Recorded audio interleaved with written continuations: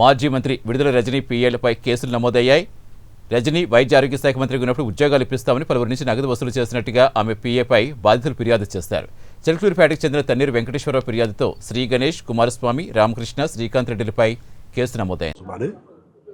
బత్తుల గణేష్ గారు అనే ఆయన మాకు రాజకీయంగా తెలియకపోయినా సరే మామూలుగా ఫిర్యాదు సురేష్ అని అతని ద్వారా తెలుసండి. అతను ఏం చేశాడంటే ఇట్లా గవర్నమెంట్ జాబ్స్ పండి మీ పిల్లలు ఫార్మసీ అయి చదివారు కదా, జాబ్స్ ఇప్పిస్తాము అని చెప్పారండి. అయితే మేము ఫస్ట్ నమ్మకపోతే ఏం చేశారంటే రామకృష్ణ గారి చేత వాళ్ళతో ఫోన్లో మాట్లాడి ఆ పెద్ద వాళ్ళు ఎవరైతే ఉన్నారో వాళ్ళందరితో మాట్లాడి రుజువు ఇప్పించేసి ఉన్నాయి పోస్టులు, మీరు డబ్బులు కడితే త్వరగా ఇచ్చేస్తారు, తర్వాత ఇస్తే కుదరదు అంటే మేము వడ్డీలో తెచ్చి ఇచ్చామండి. జాబ్స్ వస్తాయి కదా ఇటు కూడా ఏదైనా అని చెప్పేసి ఆ డబ్బులు తీసుకున్న దాకా ఒక లెక్క ఉన్నారు. ఆ తర్వాత ఎవరో ఫోన్లు ఎత్తరు. ఈ గణేష్ అనేది అయితే బెదిరిస్తాడండి అందరినీ. వాళ్ళ తమ్ముడు కానీ వాళ్ళ తమ్ముడికే ఇచ్చామండి డబ్బులు, సగం డబ్బులు అయితే మా తమ్ముడు ఇద్దరు వచ్చి వాళ్ళు కావూరు గ్రామంలో తీసుకున్నారండి. అతను వైసీపీ నాయకుడు సార్. చిల్లూరుపేట వాళ్ళది సొంత ఊరేమో నూజెండ, ఉండేదేమో పేటలో. రజనీ గారికి బాగా అనుచరుడు.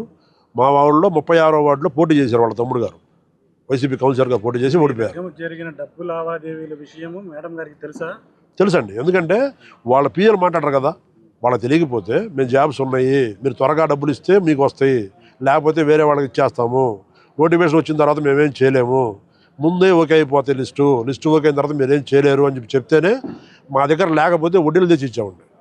వాళ్ళు గట్టిగా చెప్తున్నారు ఏమని, ఇతను ఫోన్ చేసి ఇస్తాడు అన్న మాట్లాడి అన్న వీళ్ళు వచ్చారు అని చెప్తే రజనీ గారు మాట్లాడారు సార్. వాళ్ళ పిఏలు మాట్లాడారు. పిఏగా అంటే దగ్గర వాళ్ళే కదా, గవర్నమెంట్ పిఏలే వాళ్ళే మాట్లాడుతుంటే మనం నమ్ముతాం కదా. మా అయితే గణేష్ గారు ఏమడుగుతున్నారు అవి చేసి పెట్టండి అనేది అన్నారు మేడం. అన్నారు మా ముందు గణేష్ తోటి సార్ ఊళ్ళో ఎవరికి అపాయింట్మెంట్ దొరకపోయినా సరే ఈ బత్తుల గణేష్ అపాయింట్మెంట్ దొరికింది.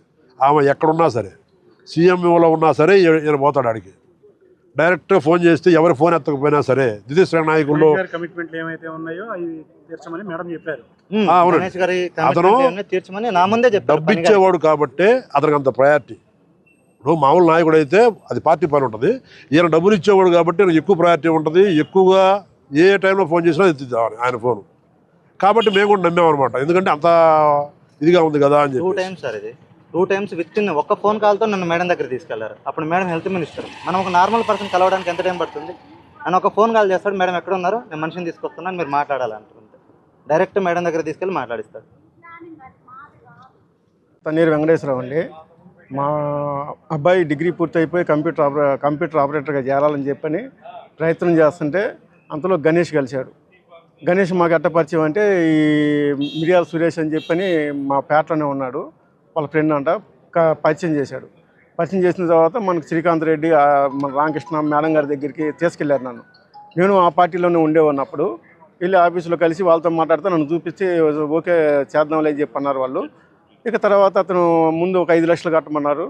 తర్వాత నేను తీసుకెళ్ళి బొప్పూడి గుడి దగ్గర ఉంటాను వచ్చి కట్టమంటే నేను మా ఫ్రెండు గుంజి వీరాంజనేయులు నేను వేరే అతను వెళ్ళి మేము 5 లక్షల ముందు ఇచ్చామండి. తర్వాత అది కాంట్రాక్ట్ బేసిక్ పోస్ట్ అని ముందు చెప్పాడు. తర్వాత కాదు ఇది పర్మనెంట్ పోస్ట్ కాబట్టి 10 లక్షలు ఇవ్వాల్సిందే, లేనిదే కాదని చెప్పని అన్నారు వాళ్ళు అని చెప్పారు. చెప్తే సరే నేను అప్పటికి వాళ్ళ దగ్గర దగ్గర అప్పులు తీసుకొచ్చి ఫోన్పేలో చేశాను. ఫోన్పే చేసి ఆ లిస్ట్ కూడా ఉంది మన దగ్గర. ఇస్తే 5 లక్షలు ఇచ్చిన తర్వాత ఇక అడిగితే నేను చేస్తాను, మేడం గారిని కనుక్కున్నాను, శ్రీకాంత్ రెడ్డి తర్వాత చేస్తానన్నాడని వాయిదాలు చెప్తున్నాడు. తర్వాత సిమ్ములు మార్చి అసలు ఇక అడ్రస్ లేడు సార్.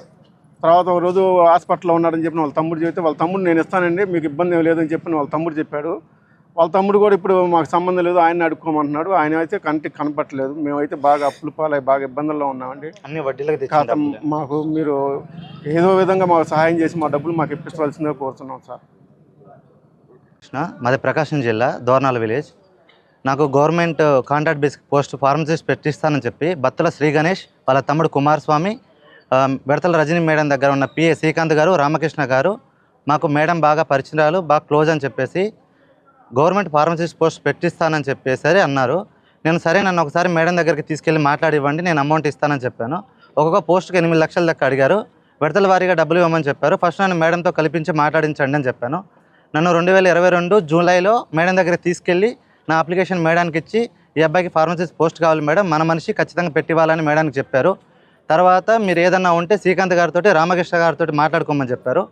మాకు మేడానికి మీడియేటర్గా మధ్యలో బత్తుల శ్రీ గణేష్ సన్నాఫ్ సుబ్బారావు నూజెడ్ల వినకొండ మండలం అతను మాకు మధ్యలో మధ్యవర్తిగా ఉండి ప్రతిదీ తనే మాట్లాడిచ్చేవాడు. ప్రతిదీ మాకు ఏదన్నా డీటెయిల్స్ కావాలన్నా నోటిఫికేషన్ ఎప్పుడు వస్తుంది ఏంటన్నా కూడా ఎమ్మటే డైరెక్ట్ మేడం దగ్గర ఉన్న పిఏ వాళ్ళకు శ్రీకాంత్ గారికి రామకృష్ణ గారికి ఫోన్ చేసి మాకు ఫోన్లో డీటెయిల్స్ అన్నీ ఎక్స్ప్లెయిన్ చేసేవాళ్ళు.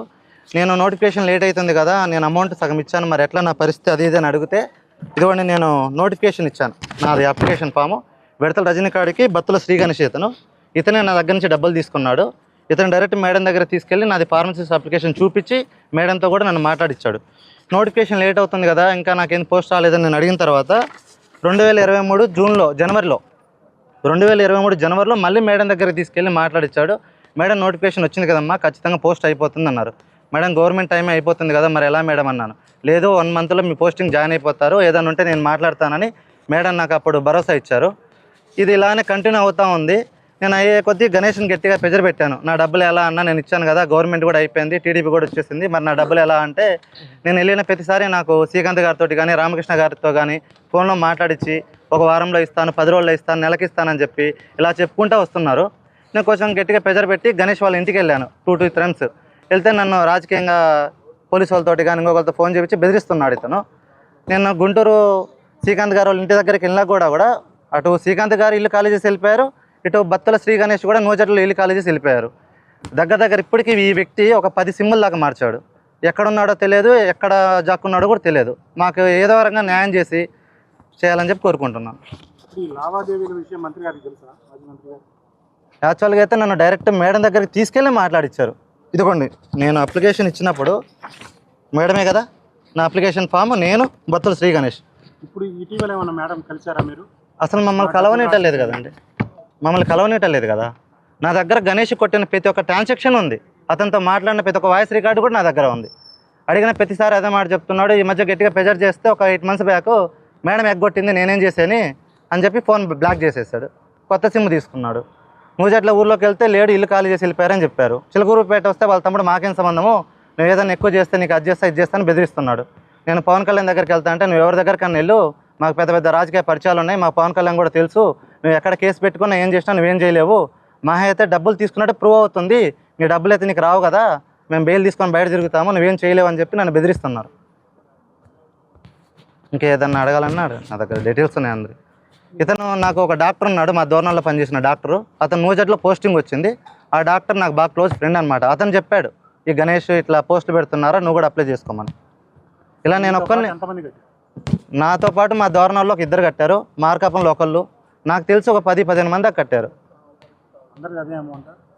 అమౌంట్ ఒక్కొక్కరికి ఒక్కొక్క పోస్ట్, ఒకళ్ళకి ఫార్మసిస్ట్ పోస్ట్, ఒకరికి ఎంఎన్ఓ, ఒకరికి యూడీసీ, ఇట్లా పోస్టులు, ఒకరికి స్టాఫ్ నర్సు, అట్లా ఒక్కొక్క పోస్ట్కి ఒక్కొక్క రకంగా అమౌంట్ ఫిక్స్ చేసి తీసుకున్నారు.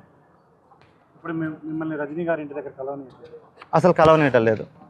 ట్రై చేశారా? ఫోన్లో అయినా ఫోన్ నెంబర్లు మాకు ఇచ్చిన నెంబర్లన్నీ స్విచ్ ఆఫ్ వస్తున్నాయి. నాకు శ్రీకాంత్ గారిది, రామకృష్ణ గారి నెంబర్ ఇచ్చారు, పని గారిది నెంబర్ ఇచ్చారు, ఆ 3 నెంబర్లు కూడా స్విచ్ ఆఫ్ వస్తున్నాయి. గణేష్ గారేమో అసలు అడ్రస్ లేరు. వాళ్ళ ఇంట్లో అడిగితేనేమో వాళ్ళు బెదిరిస్తున్నారు, మీరు ఇంటి దగ్గరకు వచ్చే మాట అయితే మేము పెట్రోల్ పోసుకొని చచ్చిపోతామని వాళ్ళ తమ్ముడు బెదిరిస్తున్నాడు. ఇప్పుడే పెడుతున్నామండి. స్టేషన్లో పెట్టడానికి కూడా మీరు ఇక్కడ ఇవ్వలేదు కదా, మీ లోకల్లో కంప్లైంట్ పెట్టుకోండి, ఇంకోసారి కంప్లైంట్ పెట్టుకోండి అని ఈ రకంగా మాట్లాడతారు. అమౌంట్ విడతల వారీగా తీసుకున్నారండి. ఫస్ట్ డైరెక్ట్ మేడాన్ని పరిచయం చేయించి మాట్లాడిన తర్వాత చిలుకూరుపేటలో తీసుకున్నారు. తర్వాత దూరణాలు మా ఇంటి దగ్గరకు వచ్చారు గణేష్ వారు. తర్వాత ఫోన్పేలో ట్రాన్సాక్షన్ చేశాను. శ్రీకాంత్ గారు, రామకృష్ణ గారు నాకు ఫోన్లు చేసి అదే గణేష్ గారి సెల్ నుంచే చేశారు. డైరెక్ట్ నా నెంబర్కి అయితే ఫోన్ చేయలేదు. నేను గణేష్ దగ్గరకు వచ్చిన ప్రతిసారి గణేష్ మొబైల్ నుంచే ఫోన్ చేసి అయిపోద్ది కృష్ణ, పని అయిపోద్ది, నేను మేడంతో చెప్పాను, 1 వారం ఓపిక పట్టు, 10 రోజులు ఓపిక పట్టుకో, నీకు ఖచ్చితంగా అయిపోతుందని చెప్పారు. నాకు డైరెక్ట్ పిఏ నుంచి అక్కడ పోస్ట్ అప్లై చేసిన ప్రిన్సిపాల్ కూడా కాల్ చేయించాడు.